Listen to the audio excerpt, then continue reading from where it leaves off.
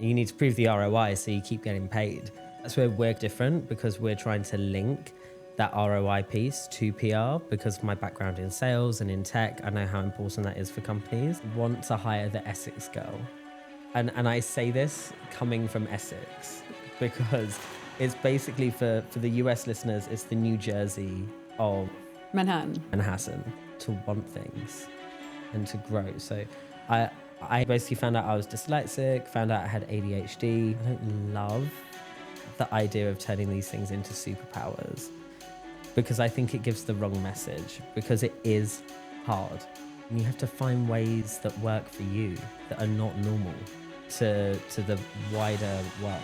And this is why education was such a thing for me, because I was like, I'm going to get my degree. As soon as you realize that everything in the world focuses around who has the most power, that's where you get this winning formula. It's always dodging. Life is a game of dodgeball. The last one standing. Yeah. Literally. So tell me, everyone thinks it's very glamorous to work in PR. I think everyone wants to work with celebrities and it's not very glamorous, but what does like an actual day look like? Welcome, Mitchell Ellis, to the SuccessFou podcast. You run 946 Global PR Agency. Yeah. I know it stands for public relations, but tell everyone, what do you do just as a high level bird's eye view? Yeah, for sure. So I think in terms of public relations, it's just all about communication. So it's how we go out, how you want your brand or your product or yourself to be viewed in the world. So we help shape that narrative and story so that it can either create boost in sales or create notoriety or just create influence for what you're trying to produce. So lots of people get marketing and PR very confused. I would say PR is the more fun side of it, whereas marketing, you're working more kind of on the back end materials and creating the photography for campaigns. We're hosting the parties, we're doing the events, we're chatting to editors, we're going into Condé Nast all the time. So it's the fun relationship side. Right. And how much does it impact the bottom line? Or would you say that PR is the engine responsible for impacting the bottom line of a brand? Well, I think this is the problem that PR's always had, because you can't draw a direct line from lots of the activities that you do to ROI. So that's where we're kind of different, because we're trying to link that ROI piece to PR. Because of my background in sales and in tech, I know how important that is for companies. So whereas before a brand would normally just like throw a lovely party and then you would maybe try and track the numbers in the back end, you would then have marketing and sales also arguing that they had influence in that. So it's how we create the links between all of those connections to be able to prove the ROI. But I believe it's imperative for any business that is wanting to grow. PR is, or proving the ROI? PR, 100%. You need to prove the ROI so you keep getting paid. Okay, so tell me, everyone thinks it's very glamorous to work in PR. I think everyone wants to work with celebrities and it sounds very glamorous, but what does like an actual day look like? Like, what are you doing? For me, it is still very glamorous. I think for my team, they're probably crying in the back. My sort of day is very much going out, meeting clients, meeting with editors, meeting with different celebrities, really understanding the core goals of our clients and where we want to accelerate and bring them to. I think there's a lot of kind of back end with like creating influencer lists and managing those relationships, and the organization of an event at a corporate level is completely different to the organization of even a fabulous house party that you would arrange. There's so many variables that you have to track and manage. I mean, just an event we did the other day, we had to produce a faces document, which, do you know what a faces document is? No, what is that? So basically for every event, we'll have a line of 16 faces, and that would be the picture of the invited guest, their name, their social tags, their following, if they write for any publications, key things that we've either spoken to them at an event about before or we know that they're interested in. So it has those conversation starters. And then I make my team memorize every single person. It's very Devil Wears Prada before an event, so we can welcome everybody. And we have our key hosts or our clients that we look after, and we make a point of circulating and introducing and doing all of that. So there is a lot in the back end to keep the sheen of the event and PR and all of those activities moving. So speaking about your team and working in PR, is it important, like you're saying, the memorization, everyone remembers the name, who they are, what they do, so they can properly greet them? Yeah. So do you think that's important, like memorization? I was reading somewhere, writing is very important in PR, like to be a really good writer. You have to be an incredible copywriter, but it's becoming less and less important, I would say. And I think this is where a number of kind of legacy PR agencies are kind of lacking, and we're taking over in the space. Traditional media and media outlets isn't what it used to be. The landscape's completely changed. I don't know, but it's probably the same for you as it is for me. I'll go on TikTok or on Instagram and I'll see something that's really cool, and I'll see my friend who's an influencer posting about it, and then another influencer posting about it. I can't remember the last time I actually went and picked up for pleasure a magazine in a store, sat and looked through it and was influenced by the editorial or the imagery that wasn't in kind of a niche publication that I was specifically going out for. And that's why it's so important when you are writing and when you are going to that editorial level, you only do placements in the correct publications. You're not just going out to 100 different editors. You're going out to maybe 8 that you have great relationships with, and you know the magazine fits the product or the service or whatever you're trying to promote. How long have you been doing PR? When did you start your company? I started my company in January. This year? Yeah. 2025? Yeah. That's incredible. Yeah, I started in January. We're at 13 clients, soon to be 15. 13 clients. Well, I worked at a large US PR firm called DKC. Okay. And I took a couple of clients with me. Everything's just been referral. I've never had to go out and hunt for business. I've never had to go out and aggressively pitch. We just stand by what we're good at, which is creating buzz, creating newsworthy stories, creating influence. So tell me some of the campaigns. I know there's some people you can't talk about because you're under contract to keep it zipped. I don't know why that would be. Why would someone... Well, I can say who they are, but I can't say the actual work I've done for them. Why would a Paris Hilton or a Kardashian not want you to talk about the ins and outs? I think it's correct for them as well. They want everything to be completely their messaging. They're speaking to their audience privately. They don't really want people to know that there's an entire machine behind them, even though we all know there is. Yeah. But it takes that focus away. I see. So I understand. Keeping the illusion, I suppose, is power. Who can you talk about in detail? Like, give me some details to help me understand what you did, kind of just get my mind more in it. Yeah, I can talk about probably Dre and Snoop Dogg. They're very big clients. And Eminem? And Eminem, but less so, more Dre and Snoop. Eminem comes in and helps out every so often. But it's quite fun because I come from a very different background from any of those guys. So it's really interesting working with them because it's a completely different way of thinking. It's very about the culture, about music, about kind of that energy that they bring to the table. So we were brought in to help them launch their alcohol line, which is called Gin and Juice, which is off the back of Dre and Snoop's song, which you probably know about. I have to admit, I had no idea what the song was until I took the account. And I had people on my team being like, Mitchell, it's because you're still in your 20s. This is why you have no idea.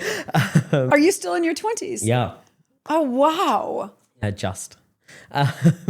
I'm living in it as long as I can. But that was basically just to go out and promote and bring to market this new product. So we were very fortunate. We were working with like Jimmy Iovine because he manages the whole kind of music empire that those guys have created. And we were allowed to create this kind of huge party that really broke the news cycle.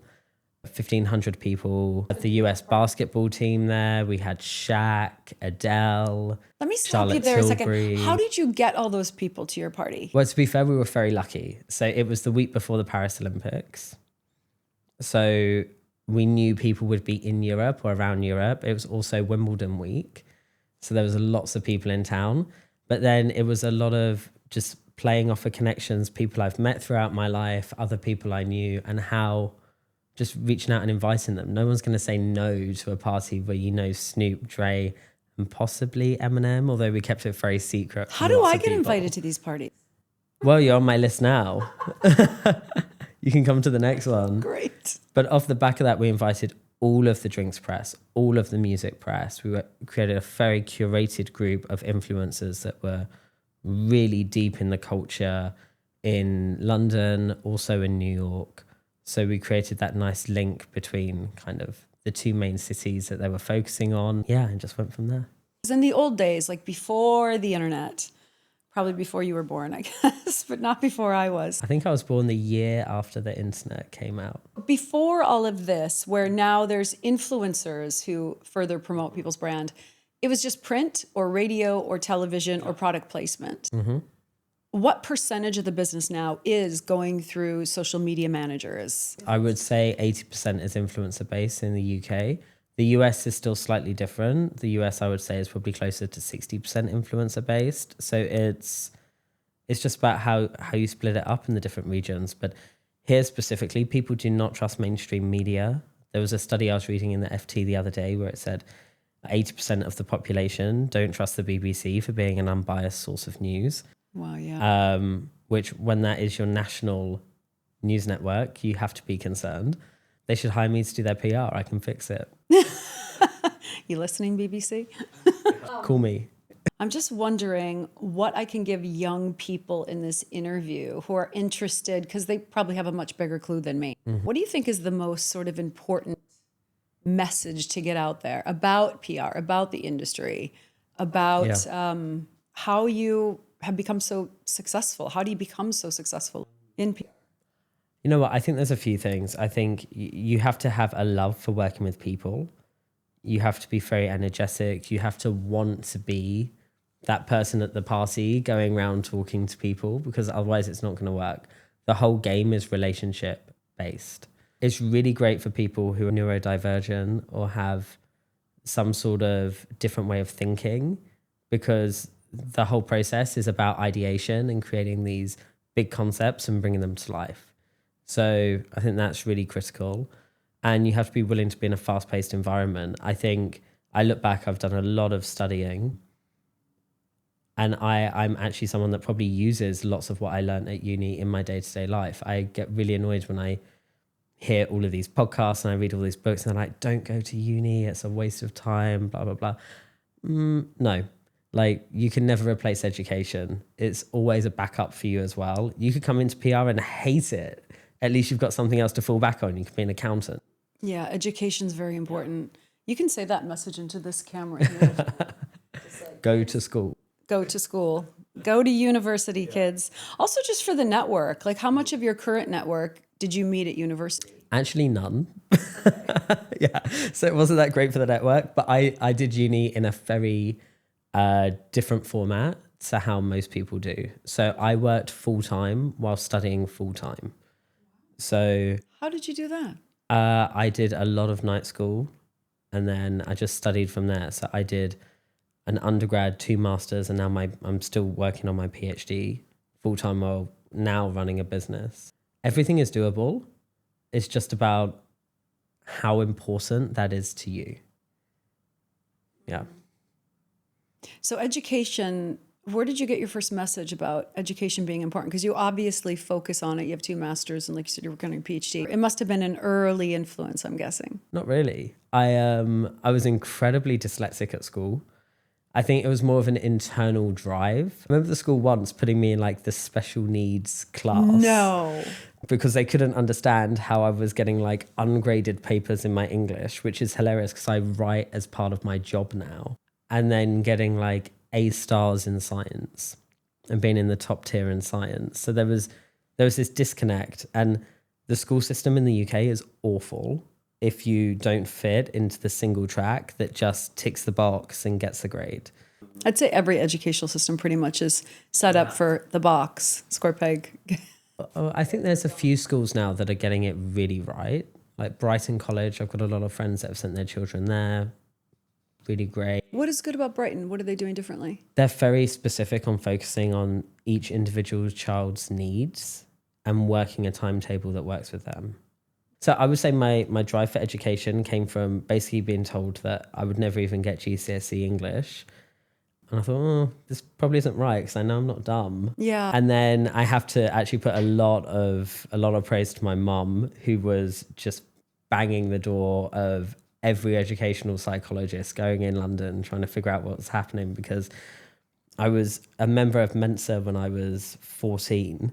Get out. I didn't even know you could be a member of Mensa that young. You can do the child ones that like start ticking it and then, done. So for people who don't know what Mensa is, it's for like the smartest people in the world. For brainy people that think slightly differently. It's not, because lots of the testing isn't like, it's not like a big essay or anything. It's like shape movements and word association and all of those sorts of things. I want to be a member of Mensa. You should do it. Do the test.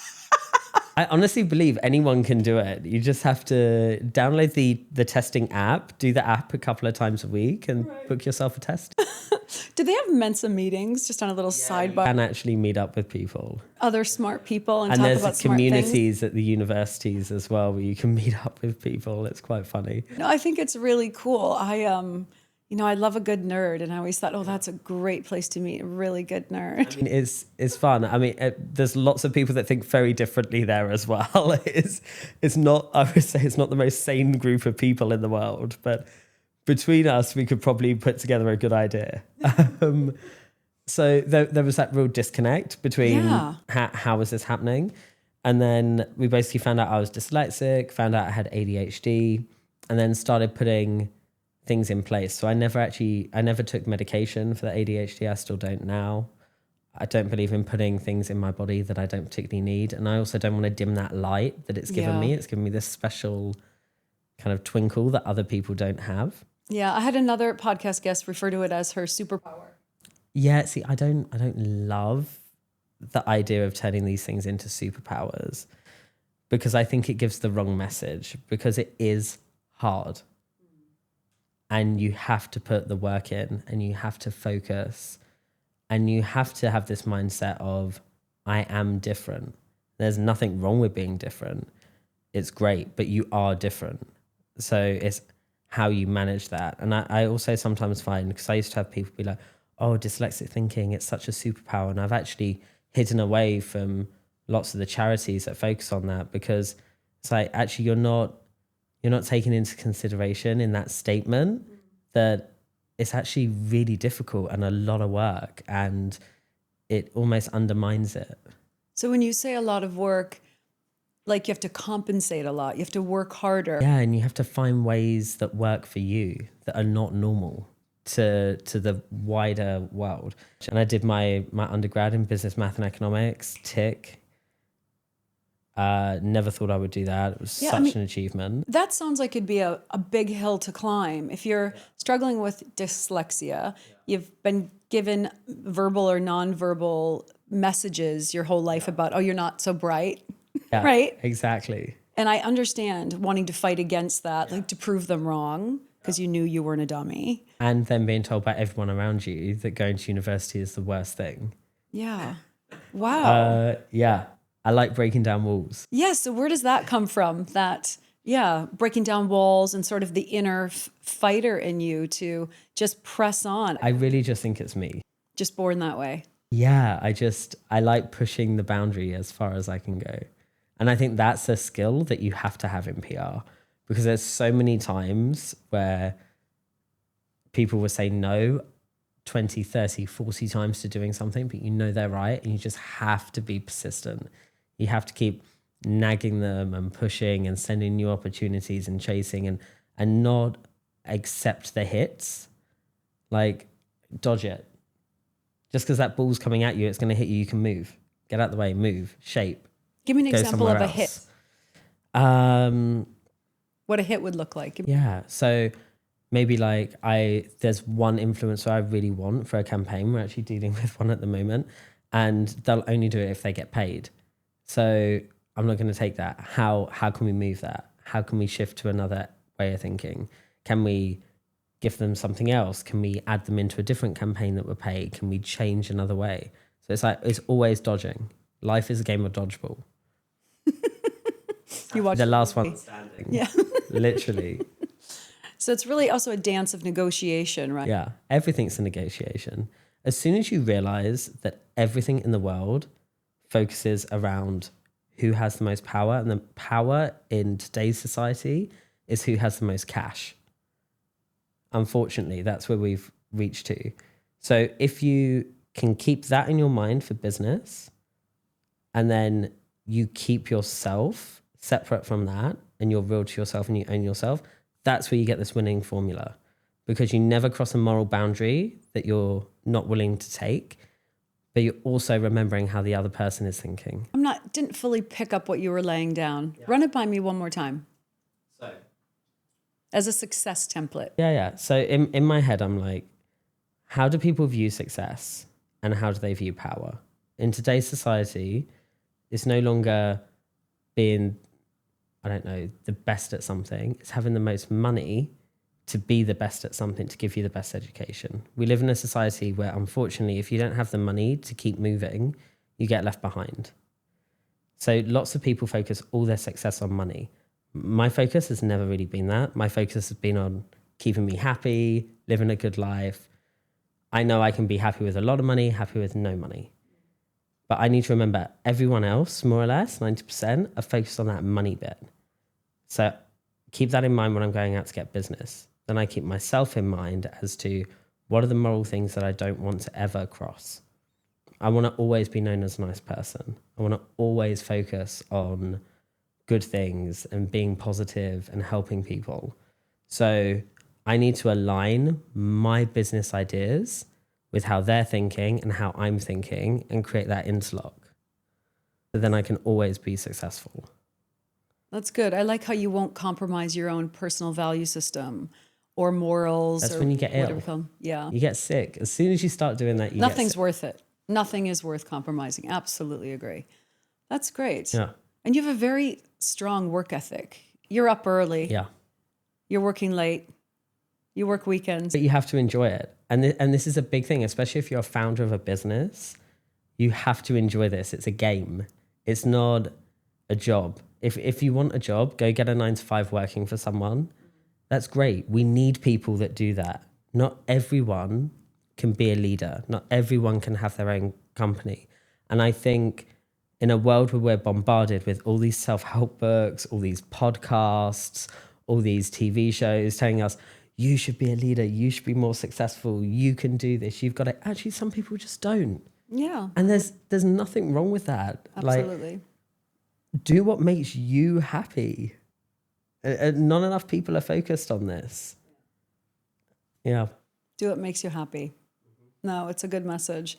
And I agree. I mean, you can only have one boss and there's lots of room for people in the middle. And there's a lot of people who want to work on teams and they don't need to be a multimillionaire or a billionaire. Yeah. I mean, I struggle with that because I have to be, but that's my thing. So what would you say is the most important? Like, who is the best candidate to get into PR? Like kids in high school right now, they're going off to uni or university students. If they're out there enlisting, who are the really great candidates? Who do you like to see come in to the PR world and either come on your team or work alongside you? I actually have I have quite a funny way of explaining it. And I call it the Essex girl. I want to hire the Essex girl. And I say this coming from Essex because it's basically for the US listeners, it's the New Jersey of Manhattan. So they're close enough to have seen everything that happens in the big city, to understand how all the lights turn on, how sparkly it is. But you can also see the realness because you're that much disconnected from it. And it's about never letting yourself feel like you are the shiniest light in the room. That has to be the client at all times. Even if you secretly know you're the shiniest light in the room, you have to dull it just slightly. Step back a little, let someone else take it. And then you have to have that hunger to want things and to grow. So my team is all girls at the moment. That wasn't deliberate. It was just how it is. I believe in just hiring the best people for the job. But the thing they all have, they're all flipping hungry as anything. Like they want to achieve. They want to be around that lifestyle. They want luxury and the benefits that come from it. But they also love being in control. And you have to be a control nut to work in this role. Because you're in charge of controlling everything. You need the client to think that it's all so easy. Everything happens. They don't even think of it.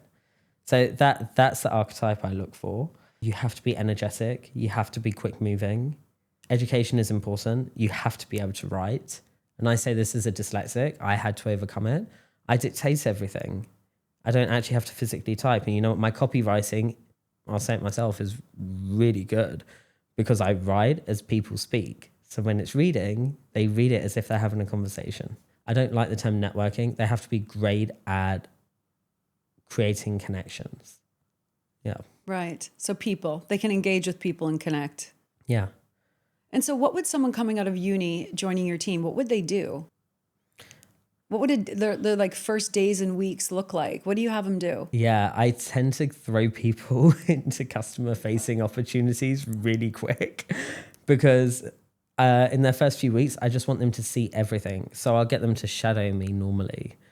And then it's a lot of the admin side of things. So it's creating the list, following up on mailers, talking to top editors, and then helping with event organization, teaching them actually how to write a pitch, because a pitch is very different. And there's a difference between a pitch and a story. And you have to understand how to write each one and how to work on those nuances. And it takes time. But the worst thing I could do is bring someone in and shove them in an office from day one. That's not going to make them happy if they're the right candidate. And if I had a candidate that wanted to just sit in the office, then they're either in the wrong office or I've got them in the wrong role. Because you know what? I need that from an accountant. I need that from a lawyer. I need that from an admin team. I don't need that from someone actually on the account management, new business, ideation side of things. So you were saying that you have a really good in your sort of pre-questionnaire set that I sent you, which if with your permission, I'd love to release that audio as part of, because I loved your answers. And was it Gigi who was asking the questions? It was my fabulous assistant, Gigi. Yes. Yeah. And then I loved all the answers. Who actually isn't an Essex girl, but I feel like she would know Charlie XCX at some point. I keep asking. Hi, it's Jennifer Devine, and you're listening to the SuccessFou podcast. Thank you so much for being here. It means a lot to me. If you're liking the content, let me know by hitting the like button. And if you haven't already, please subscribe, and then you won't miss out on any future episodes. And if there's someone you think could benefit from this information or watching and listening and finding inspirational, please share it with them. Now, let's get back to the show. Right. Was it the three of them together, Dre, Snoop Dogg, and Eminem, who released this gin? No, so it was Dre and Snoop released the gin. Eminem was in town and he came along and performed. So we had a private performance to 1,500 people. Oh my God. I have to tell you They this. performed for like 35, 40 minutes. He is my dream interview. What, Marshall? You want Marshall on? Marshall Mathers. Yes, I'm going to tell you why. He's from the Midwest. Like, I know where he's from. I'm from the Midwest. Yeah. I'm a Minnesota girl. And I know how that climb, that massive climb to even get a chance, even go to California, even to go from Detroit to California where he got his first break. Yeah. It was with Dre, wasn't it? What was his, like the guy, his first, anyway, that aside. And I just think that jump and that tenacity and that fight, real people can relate to and everywhere. Yeah. And I think it's a story that I haven't seen told in the way that I feel like I could get him to tell. Exactly. Yeah. Could you get him on my podcast? Next time he's in London. Yeah. He's a very busy man. No, I know, but it'd be fun, you know. Dealing with celebrities is a completely different kettle of fish. Yes, I bet it is. Is there anything you would want to like impart on young people to touch, move, and inspire them? You know, one of the reasons I do this podcast is because I want to lower the suicide numbers. I think if people have a dream, they're not doing drugs, they're not killing themselves. They see possibility. When you have a dream, you see possibility for your future. And the more relatable, identifiable stories people can see in others, the more they can think, oh, wait. Everything online is curated. Even these influencers you see that are not curated, they end up becoming curated content after a couple of years because they know they need to feed into a certain persona that they've created online. When you say curated, break that down for me. I mean that in like any way. So like you have ones at one end of the scale, like Chelsea Liart, who was on TikTok for years. Like wild, screaming at people, hanging out outside Harrods, singing, Doing anything for attention. getting locked up in a mental asylum and then breaking out. And then you have like Lydia Millen, who is probably one of the biggest cases of being able to code switch her entire life. So she went from being in N-Dub's music videos to then posting content in Oscar de la Renta dresses and living in this big house in the countryside and making this whole old money aesthetic vibe, when realistically it was all created. And then most recently, she sold all of her Hermes bags online, choosing to go for Mulberry instead, which I personally find a little strange. But whatever makes you happy, go for it. Was she doing that to chase the money? Was she being sponsored by Mulberry or? I'm never sure whether she is or not. I think it's interesting. I think she's a great case study of someone that can switch completely for their path to influence. So now she's focusing a lot more on gardening and homey things. And I think she's like probably trying to go for like some sort of OBE or something like this, which like, it's a very smart move. It makes a lot of sense what she's doing.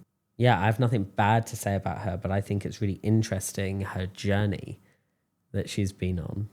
And you don't represent her? No. Do you represent a lot of influence, or are they mostly famous I don't represent people. I represent brands. Okay. So like with Dre and Snoop, it's their brand that I work with. So like Dr. David Jack, who is a very famous cosmetic surgeon and does lots of facials and stuff like this. They start at like £400 a facial. So it's finding the right audience to become customers of his. And New Face, which is celebrating its 20th year, which is this incredible beauty tool. They're in Harrods, they're in Space NK. How do we make sure they keep selling? How do they stay relevant? How do we get people moving? But that's where kind of my company is different, because we don't particularly, yes, we focus on influencers and we have some great influencer contacts, but we focus on the people who have influence as well. Because that's very different to someone who is an influencer. Yeah. Give me an example of a distinction between the two. An influencer might have 1.2 million followers on Instagram. Everything's very curated. Out of those 1.2 million, someone like a high-end beauty brand that's maybe selling a moisturizer for £1,500 a tub, probably only a fraction of a percent would ever buy off the back of that post. Whereas a good friend of mine who has an incredible yacht and summer's in Saint-Tropez and is in St. Bart's over Christmas and all of this, might have a private account with 800 followers on it. 700 of those people can all just go out and buy the cream like that, not even think about the money. So having influence is really pushing product and changing a bottom line. Yeah, and that's where we focus a lot more. I see. And that's all been done, that started being done mainly through my network and my group of friends and everyone I know, because I enjoy working with really lovely things, with really lovely people. How do you track that though? So if the person who just has 800 engaged followers and they're buying, 700 of them are buying every time they post something, how do you track that 700 are buying something? Well, sometimes I'll give people a direct link if they're happy to post that. Lots of the times they don't want to. Otherwise, I'll do multiple events at different times. So I might hold like a beautiful lunch at Sloan or at Claridge's or at one of the other like top establishments. And these are they're not cheap, they're not expensive to put on. And we'll just invite that type of influencer. And then you can track the sales for the next 3 weeks off the back of that. So one example was I did one with New Face a couple of weeks ago, and we've seen a 38% shift in sales from the back of that event, which is the largest shift they've seen off the back of any event they've done. Really? And before that, they used to just always do the mainstream normal influencers. So it's really about that curated list, building that community, getting people that are willing to actually enjoy the brand and be part of it. And it's an extension of their already existing lifestyle.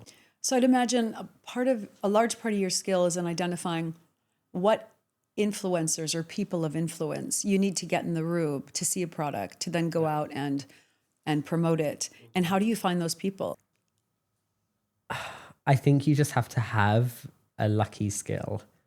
Do you have a research And team? you also have to be just willing to put yourself out there and talk to people and say, hey, do you know this person? I'd love to meet them. Or let's arrange a dinner. You invite half the people, I'll invite half the people.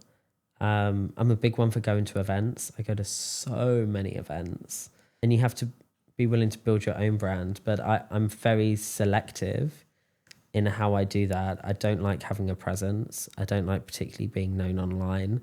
I noticed I couldn't find anything about you online. I was like, how did you scrape the internet for any data? I enjoy being in the background. I never want to be in the forefront. Really? Yeah, I have a lot of friends who are very big public figures, and I've watched how it impacts their life. And there is just such a win in not having that. Yeah. Like Gigi knows, and other people, like I get asked to do different shows. I get asked to do like so many things. And this is the thing with the money and what I'm willing to do. I'm not willing to give up my life for that. I enjoy being able to chuck on a pair of sweatpants, hoodie, Yeah. walk to the coffee shop. Have your anonymity. Yeah. And I've got other friends that they just can't do that.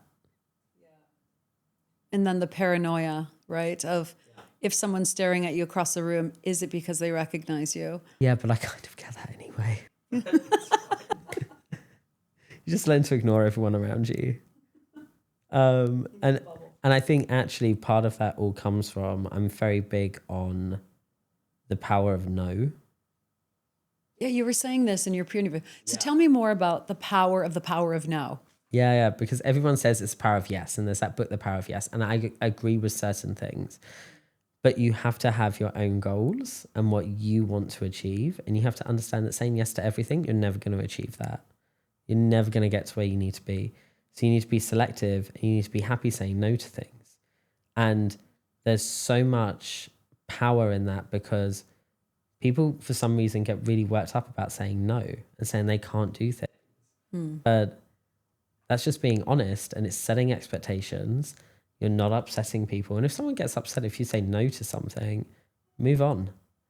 They're just not as evolved as you are at that point. If they can't take that tiny little level of rejection, that's not your fault. That's on them. Yeah. So get comfortable saying no. Would you say that's a template of success for Mitchell? Yeah, 100%. Yeah, being I discriminating. say You can't no say yes to to everything. so many things. The thing I get most in trouble for is I say no to so many weddings. Really? Oh, no. Oh, I love weddings. I love a wedding. I don't love 3 days. Yeah. I don't love Destination weddings are a big all the palaver around it. I love the couple. I want to celebrate the couple. If I can pop in for the day and do the wedding, 100% I'll do it. I only go for like destination weddings or things like that if they are both like absolutely close friends, couldn't live without. Outside of that, I'm not doing it. weddings. You say no to weddings. I'm not doing it. Well, I bet you disappoint a lot of friends who, I'll take them out for dinner afterwards. yeah. Come back. I'll take you out for dinner. They're not going to know if I'm there or not. Yeah. They have 300 people. They're going to see me for 30 seconds. Are you married? No, very, very single. I'm very happy about it. Well, I suppose if you're going to all these events, You're you're busy. I work 20-hour days. Yeah. Most Wow. days. Wow. How much do you have to sleep a night? Oh, I'm great. I can do 4 hours and be fine. 4.5 hours. 5 hours is my sweet spot. If I get 5 hours, I'm really good. Yeah, I can do 5 to 6, but Yeah. not for weeks at a time. I can do it for about a week, and then I need one day. Amazing. Where I Oh no, I run like it for ages. Yeah. And then I'll book a spa day. And I'll do a day, no phone, no contact, nothing. Completely turn off. well, you know, with the And Real Housewives. which Real Housewives? I've watched so many Real Housewives. Me too. What's your favorite? Can't Beverly Hills. can't get behind it at the moment. Really? I'm over it now, but it was my favorite for so Carl many is years. so annoying on this past season. I feel just can't. sorry But for Dorit Kyle. was incredible. Yeah, That scene where she's got the cigarette and she's speeding down the highway in her Range Rover. I'd hire her. That's Essex girl energy. She could come work for me. I don't think she'd want to be referred to as Essex girl. All the multiple languages. She'd be brilliant. She's Yes, a and she perfect PR girly. Pull the accents as well. Yeah, it's great. She can blend in any room. I love Sydney. Oh, you do? Sydney is very good. All right. I only watched the first few episodes of the first season. I couldn't quite get into it. I think it's the accent. Sometimes the accent. Okay. So I like Sydney. I like old school New York. Can't be beaten. What? The new seasons of New York are really bad. It's over now. I thought the whole It's done franchise completely. is done completely. And I love Salt Lake City. Oh, Salt Lake City. Is that with the Mormons? Yes. But I find that They seem nicer. whenever I'm stuck in a conversation, I don't know what to say. I just talk about housewives. There's always someone in every single room that watches Housewives. And it's often the people you don't expect. Oh, that's It's so like the funny. most serious people in the room. And they're like, oh, yeah, I listen to that as well. It's how I turn my brain off. I'm like, yeah. Who's your favorite housewife of all time? Oh. I probably can't answer that because I've got friends that are housewives and it would... Right. I like Lisa Vanderpump's personality. I thought she was really funny. She's really good. Yeah, I miss her on the Beverly Hills Housewives. So I am so grateful that you said yes to this podcast because I know you say no to weddings. And I have no followers. I have no PR agency.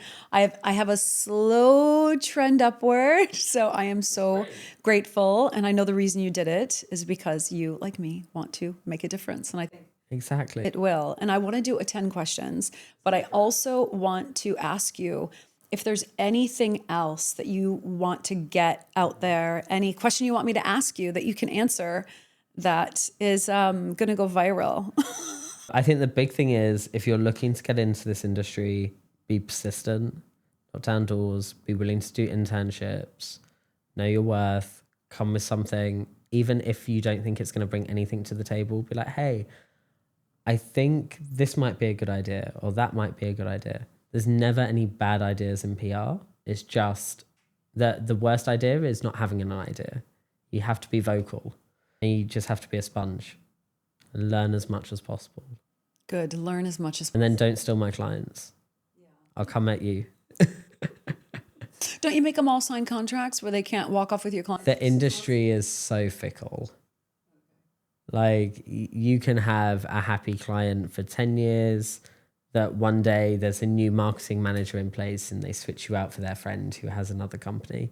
It's, you have to constantly be chasing new business. Luckily, I've never had to chase new business. It's always just flowed through referrals. And they just come to you. They call you up. Can you help me? Yeah. I mean, my dream, and this is what I really want to get to. I want to get to a point where I can take on really old school heritage brands and I can be that connector between the really old school heritage brand, the person that owns it that's in like their 70s or 80s that doesn't understand anything about influencer or social. And I can be that Bridge. between the two and have Do you have both any those conversations. Dream old school companies in mind on your vision board? I want Spink auction houses. I don't even know who they are. They auction rare coins, flags, army memorabilia. And you think you could represent that kind of brand and bring it to like a... Oh, I could make it so sexy. Yeah. So It don't you would just be cold incredible. call them? I've got all the plan worked out. We're chatting at the moment about something. I would like Walton's Restaurant and Rules and like all of the really old heritage brands. That's exciting. So is that what your long-term goal is? Like, where do you see yourself long-term? Long term, it would be that. Grow the PR business. We have this function and then expand into other businesses. I've got goals outside of PR, but this is the first one. All right, so you're going to tick this off your list. Oh, I'm all about building like a conglomerate of organizations that feed into each other. This is just the start of it. Oh, I love it. Anything you want to share about that? Of the other components of this master conglomerate machine? There's a few other elements. They're all in very interesting, diverse fields. Okay, we'll leave it at that. Keep the mystery out there. Exactly. When I start the next one, you can have me on again. When your podcast has Amazing. like 5 million annual listeners. From your mouth to God's ears. Great. Well, thank you so much for this. I really appreciate it. Thanks for listening to this episode of the SuccessFou podcast. Every story I share is a reminder that success isn't handed out. It's built by people who are brave enough to dream and bold enough to follow that dream. People who keep going, who learn and keep learning, and who lead with the heart. If something in this episode sparks something in you, pass it on to someone you care about. I'm Jennifer Devine, and I'll be back next week with more real stories and real tools and templates of success, real conversations to help you build the life you're here to live. Thanks for joining me.